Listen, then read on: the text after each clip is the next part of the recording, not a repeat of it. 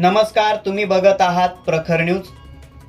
देवळा तालुक्यात कत्तलीसाठी नेली जाणारी 8 जनावरे गोरक्षकांमुळे वाचली। देवळा तालुक्यातल्या मेशी गावाजवळ गोरक्षकांच्या सतर्कतेमुळे कत्तलीसाठी नेली जाणारी 8 जनावरे व पिकअप वाहन अंदाजे 2,50,000 रुपयाचा मुद्देमाल ताब्यात घेण्यात आलाय। प्राणित फाउंडेशनचे सदस्य योगेश आहेरे, संतोष केदारे, अंबादास मांडोळे यांना 13 ऑगस्ट रोजी पहाटे जनावरांची वाहतूक होणार असल्याची माहिती मिळाली। त्यानुसार त्यांनी मेशी येथील धोबीघाट परिसरात पहारा ठेवला। सकाळी सुमारे 6 वाजता MS14 GU 0837 क्रमांकाचा पिकअप भरधाव वेगात आली। थांबण्याचा इशारा दिल्यावर चालकानं वेग वाढवत पळ काढला, मात्र गोरक्षकांनी पाठलाग केला आणि पाठलाग होत असल्याचं वाहन चालकाच्या लक्षात येता त्याने वाहन सोडून तो फरार झाला।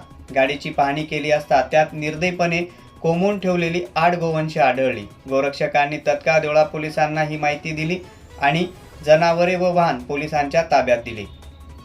प्रखर न्यूजसाठी मोठा भाऊ मोरे, मेशी।